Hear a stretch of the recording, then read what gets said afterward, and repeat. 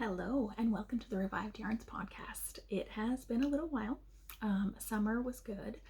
We got to see some family. My nephew graduated from high school, so we traveled to Forks, Washington for that. Growing up, nobody ever knew where Forks was, and now everybody does because of Twilight. So we also got a puppy.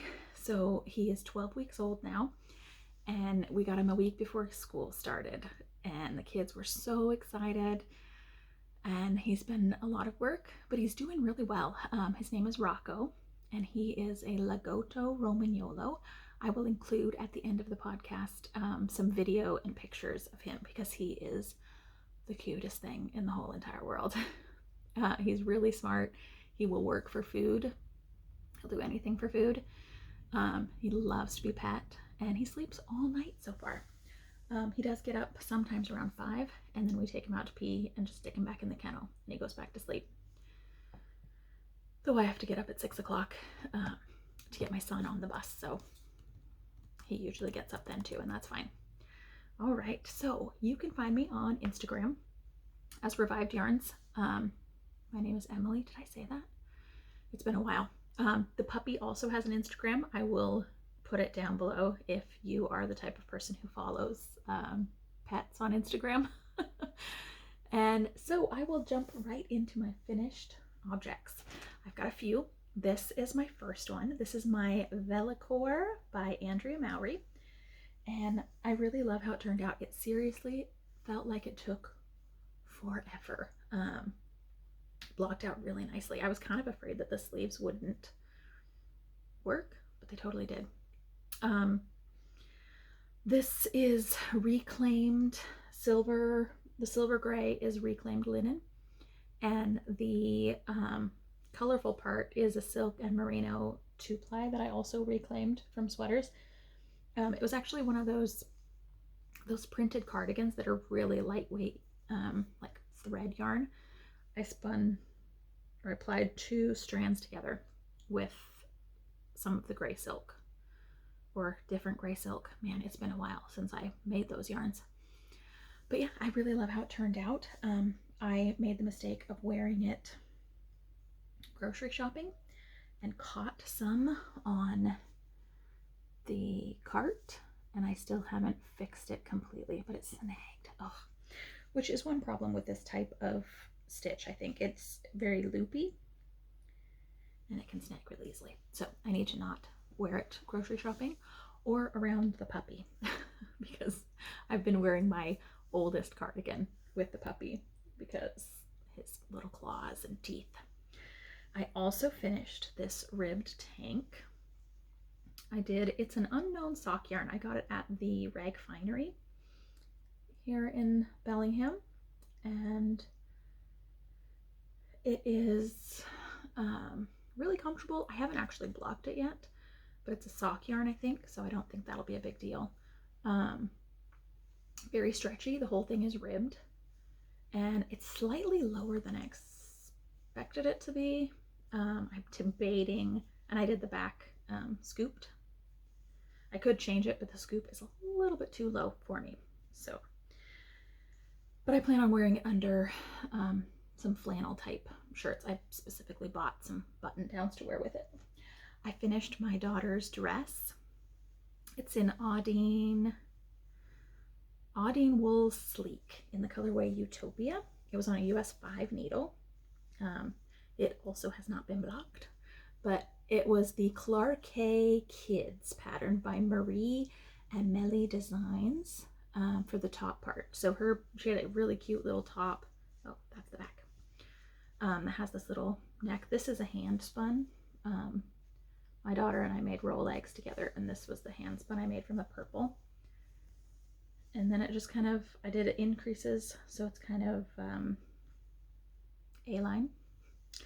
And it continued this pattern down the sides that she had from the original pattern. It's a shirt that has a little tie on the side. It's very cute. I also finished this square blanket. I'm trying to use up my cotton acrylic polyester blends from recycled yarns. So I started in the middle with this, I don't know if it's called a tweedy. It's got like a little black thread through it, and then just tiny little flecks of color. Yeah, I think it would be a tweed. And I held it with a kind of fuzzy yarn to make it the same thickness as this purple, also kind of tweedy. And I just used up the middle stuff and transitioned to the purple, and it's a pretty nice baby blanket. I'll either donate it to Project Linus or find someone to gift it to. I have a few blankets in my closet because I like making them, but we really don't need this many blankets in our house. Okay, so those are finished, and I also did some spinning. So I finally finished up this Icelandic alpaca blend. It was truly terrible to spin. It was so full of vegetable matter. It still has. It's been washed. It's got vegetable matter, and it's very hairy. Because it's got the alpaca and it's not de-haired. Yeah, you can see that giant hair. Yeah, it was unpleasant to spin, and I'm definitely not going to knit with it. I think I have a few other similar hand spuns that are disappointing that I think I'm going to use for punch needle or weaving. I might weave a rug or something. I wonder if my puppy would tear apart a wool rug. Probably. And I also did this, it is a merino and bamboo in this pink tweed, and it was 4 ounces, and I just did a 2-ply, and I had thought that I was going to cast something on, so I caked it up already, and then I decided to cast on something else, as it goes. And I'm pretty sure I showed all the roll legs I made in the orange, and I finished spinning that. I got 5, I should have measured ounces, huh? But it's pretty thin. It's light fingering weight for much of it. Some of it's a little bit thicker. I also was going to cast something on, decided something else, so I caked it up. And then I did, I got these awesome giant merino bats and did this long draw, and it's just very rustic but also so squishy because it's merino, but it has some of the longer hairs in it as well. Very little vegetable matter, and there's like black guard hairs in it that kind of just fall out as you spin, and they're falling out as I knit because I cast something on with it, which I will show in a minute. And the final spinning project that I did was this purple merino and Tencel. It's super shiny. It's 50-50, so there's a lot of Tencel in it. And I did it 2-ply as well. It's showing up much more muted. It's very bright purple. It's got a lot of variation in it. It's a hand dye. Very soft. My daughter wants something out of it, as she always does with any color that she likes. So I also did some felting. I showed a kit a few ones back of a rooster by Sarafina Fiber Arts of 2D felted painting. Anyway, I loved it, and I finally made it. It is so amazing. I've had it hanging in my dining room. I probably should get it framed, but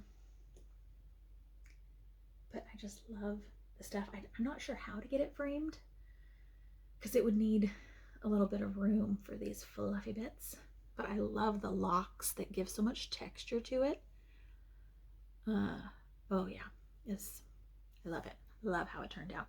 And then of course, because I just finished that, I was like, I want to do something else. And I had a bunch of rainbow dyed locks from the Would-Be Island spin in February, March. So my daughter and I came up with this. She helped me make this little thing, and then she wanted it hung over the dog's kennel because this was before we got the puppy, and she was so excited about it.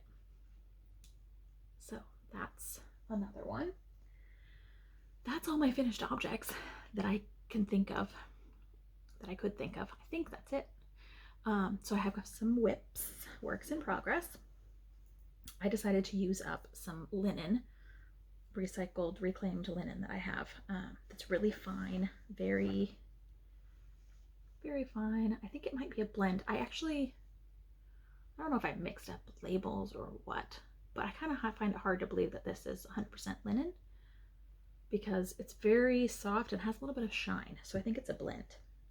But I decided to make up a t-shirt, and it's similar shape as the Vellichor, and yeah, it's very light. Right now, I mean, I probably will do some sort of neckline and sleeves. It's just miles and miles and miles of stockinette because it is on a size 1 needle, which is very small, 2.25 millimeter. And I'm just gonna knit on that for a long time until it's long enough.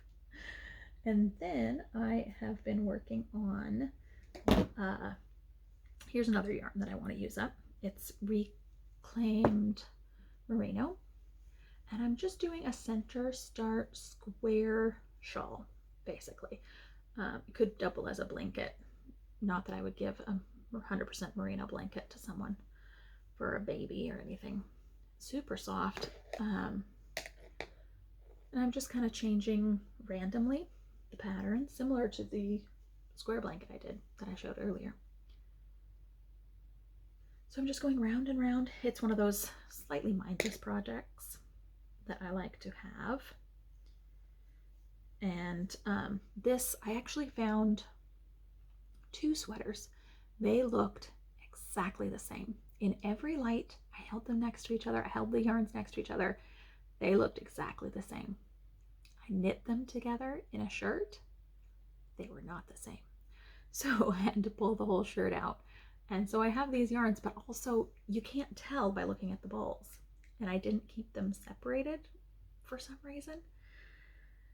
And so I'm just going to knit through one bag that I have and then knit through the other. I think in a blanket like this, that's the constantly changing pattern, it won't matter if the colors, the dye lot is slightly different.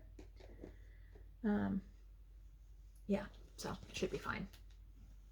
And then I have this hand spun that I made. This and this. They were 2 very crazy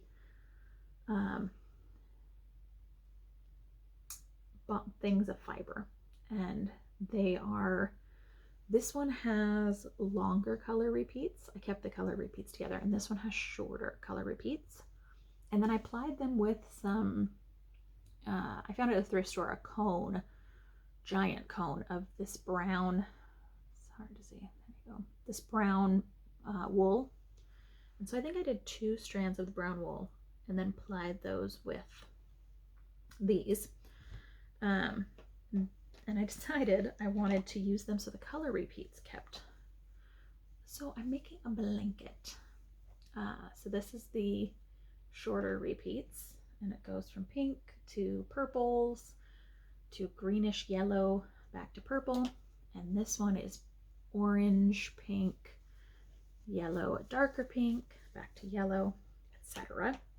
And then I'm using a reclaimed, I think it was 2 different sweaters that I applied together, wool and possibly cashmere.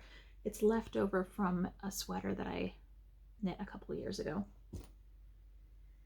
And I'm using that. So I'm doing this garter stitch this way, and then I pick up along the side, and I've been very careful to slip my stitches so I have this really nice finished edge. And then I'm doing just textured panels this direction, and then I leave, so here's this one, you can see. I leave it on the needle so that I can knit 2 together at the end and then slip on the way back. So it creates this really nice edge. Yeah, so I've done a couple different textures. I did this basket weave which I haven't done in a long time. It was fun. And then I just finished seed stitch. I'm trying to see, the puppy is sleeping in his kennel. And I thought I heard him, but I don't think so. He's all right. He didn't nap much this morning, so he needs more of a nap. So I'm just going to go until I use that up, really. And then, so this yarn that I did from the Merino bats, I did 16 ounces. So each bat was 8 ounces. And I did 2 bats and then plied them together. And I am knitting a cardigan, which is on a slightly short needle, so hard to show. I've kind of made up the stitch counts. I'm doing a V towards the front, so I'm increasing at the sleeves and at the front here. Currently increasing, ooh, it smells very sheepy, increasing every other row. Once it gets to the size I want, I'll go straight until I separate for sleeves, etc., etc. And I thought about doing a shawl collar, but this is not the softest yarn, so I'm not sure I want a shawl collar up around my neck. So I might just do a ribbed collar all the way around. But I'm really enjoying knitting with it, and I have 2 more of these bats because I kind of went a little crazy. So I can always make more if I decide to do something longer or if I realize I don't have enough. And then I have one spinning project going currently. It's this, I got 12 ounces, I think, of this wool blend from someone in my spinning group who decided to close down her yarn dyeing or fiber dyeing business. It is super fluffy. I mean, the bounce on this wool is incredible. Here's just a piece of it. And I am trying to go slightly thicker, but then I hadn't spun in a little while, and then I think I did it a little too thin. We'll see how it goes. I should have done a plyback test and kept a sample so that I could remember what I was doing when I set it aside after we had the puppy. But yeah, I love how it's turning out, and it will be 2 ply probably. And probably another sweater. All right, I think, wow, I just blazed through those. Mainly because I don't want puppies to start screeching at me. Let's see, I haven't had any acquisitions of fiber or yarn that I could think of. I am going to the Pacific Northwest Fiber Exposition in Port Angeles. It's the first year, and the Northwest Regional Spinning Association, which I am a member of, will be having their board meeting there as well. But I'm volunteering and will be at their welcome desk for both Saturday and Sunday. So it's this weekend, and I'm going by myself. And Port Angeles is right next to where I grew up, so I'm going to have dinner with some friends of mine on Friday when I get there. And then I think my mom's going to come in on Saturday to meet up with me and have lunch or dinner, depending on what works best for her schedule. Yeah, it's going to be wonderful. It's so nice to get away, though I feel slightly bad about leaving my husband with the new puppy and the children. But he can do it. This will be the first time he's been alone with the puppy. Well, me either. He was actually planning on going on a trip and then canceled it because we had too much stuff going on. But I didn't cancel my trip, so I feel kind of bad. Anyway, I have been watching some podcasts. I was watching, actually, I got obsessed practically with, on Amazon, on their Amazon Prime, there were free, we're with Prime, I'm trying to remember what they're called. They're like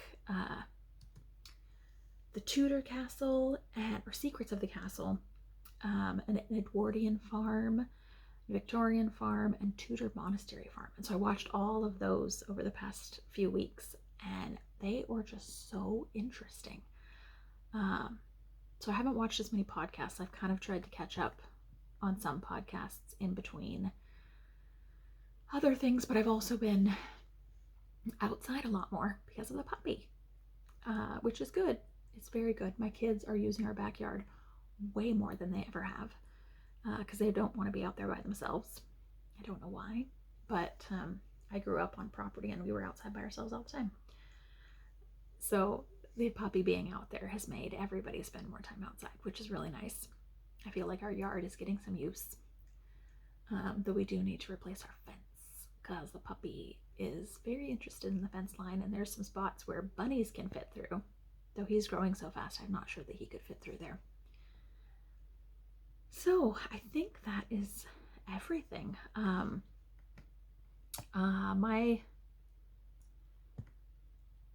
So hopefully next time I'm going to try not to buy very much at the Pacific Northwest Fiber Exposition because I'm really trying to use up my stash. I have a lot. My closet is overflowing. But it's really hard when you're a spinner because you get the fiber that takes up room and then you spin it into yarn, which takes up room. And yeah, but I get to enjoy it for longer, I guess. That's how I can think about it. Anyway, thank you so much for watching, and I will add on puppy videos here at the end. From, I think the first picture is when we were bringing him home, and then a few as a puppy, and then a few videos. The tail wagging one I love. So cute. He loves my son. He loves everybody. He loves all people. But my son was coming down the stairs and his tail was just wagging so hard. So cute. So yes, have a wonderful day, and thank you so much for watching. Like and subscribe if you want to do that, or don't. I'm okay with either one. I've actually had quite a few new subscribers, which has been weird because I haven't posted anything in so long. So welcome to all of you as well. All right, have a wonderful week. Bye.